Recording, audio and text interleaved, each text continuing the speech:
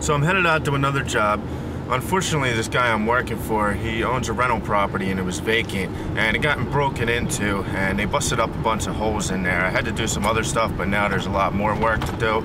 Got to do some drywall, stain the deck. I got some painting out front and a whole bunch of different miscellaneous repairs. So you'll be able to see all that. It should be interesting. The drywall, I'm gonna have to actually bust it up a little bit more before I can fix it. Let's check this out. Whoa, damn. So this is what I got here. This is what they did. So I'm gonna cut it all out. Just replace this whole wall here, this whole section, all the way across. Spackle it, paint it. Somebody else is coming in to do the carpets. I got some other repairs. Here's some of the work out back. You can see this deck out here. The top rail is gonna get replaced and I'm gonna stain the whole thing. Just about ready to get all this drywall knocked out. You can see I got a line marked all the way across the top. I cut it so I get a nice clean rip when I start demoing the wall. The whole thing's got to come out all the way across there. Oh!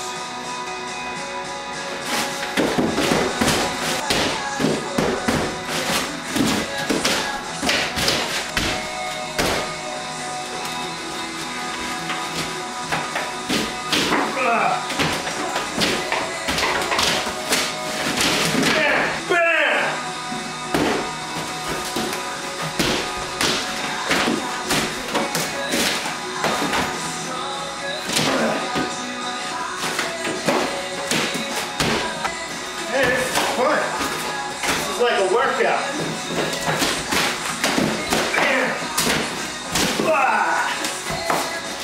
Look at that piece.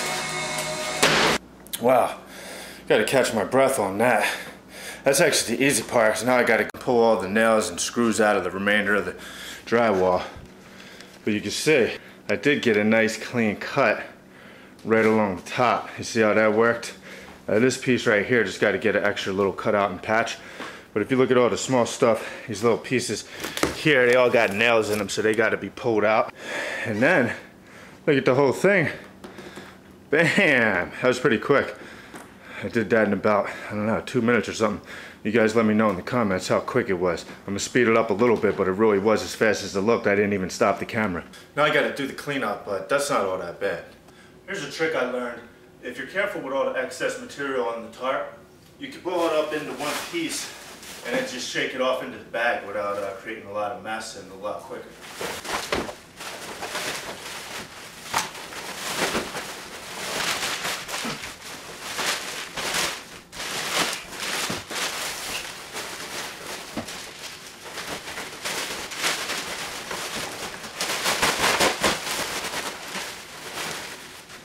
Bam! You see how clean that is?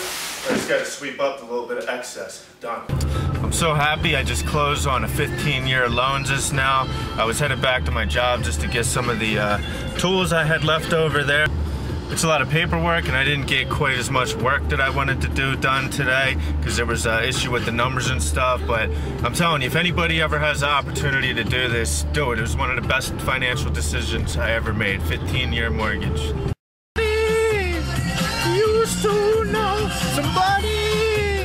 I used to know somebody that I used to know. I'm getting ready to install the drywall. This is what I'm doing right here. If you look down here, I got some shims because I got to sit the piece of drywall up just slightly, a ½ inch, so that when I make my cutout for this outlet, it comes right to the 48.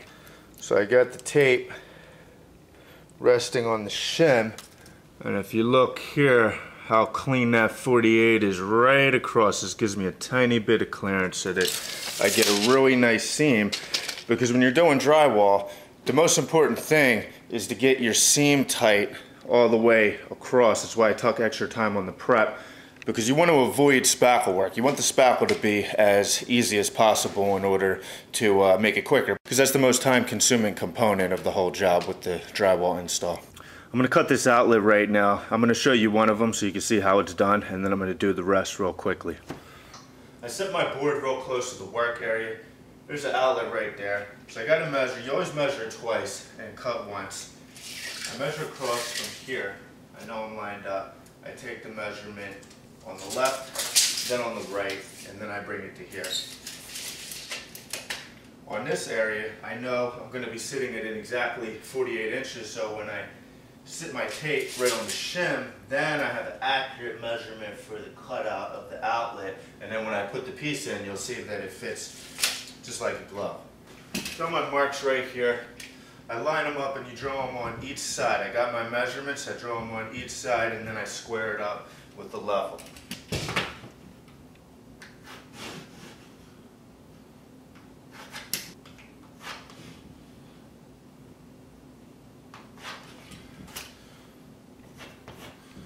There's my cutout right there. X marks the spot. Now I take this, a drywall saw, and I cut out right on my lines. This just goes right through.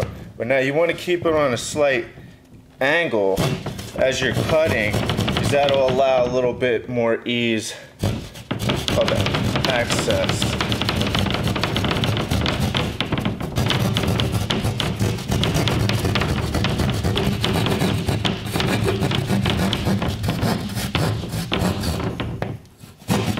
Bam. That's a perfect hole. Now the next trick, you actually gotta pull the outlet out so you can slide the drywall on, and then you see these little ears right here and here. You want those to actually grip onto the drywall. Alright, who wants to see how I did? Take special notice to the outlet right there, and then the hole, and see how tight the fit is.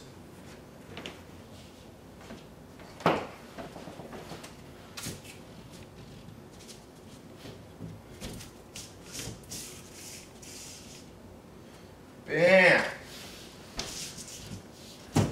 Bam! Fits right in there. Nice and tight. There it is. So the outlet fits right over top of the drywall. And then the plate just goes perfectly right on top. So it covers all of the existing holes because they're just to the side. Now you got to be very accurate when you're doing work like this. And I can't say I've never made any mistakes learning, but it took a while to get this down. It has to be very, very accurate because you only have like an 1/8 inch or so of clearance around the box in case you mess up, because the size of the outlet plate you see is very close to the same size as the box. So if you were like a 1/4 inch off, then you're done. You're gonna have a big hole when you put your outlet plate back on, and then that's no good. Nobody's gonna like that. By the way, this screw gets filled in with spackle. Everything gets spackled. You can see up top how tight my seam is across here. That's why I took the extra time to make that line across there, because now when I put this stuff, it's called tape, when I spackle on top, it'll be nice and clean, and I'll avoid as much sanding as possible, which is the most important thing because you don't want to be doing a lot of sanding. God bless America, yeah. God bless America, God bless America, yo. God bless America.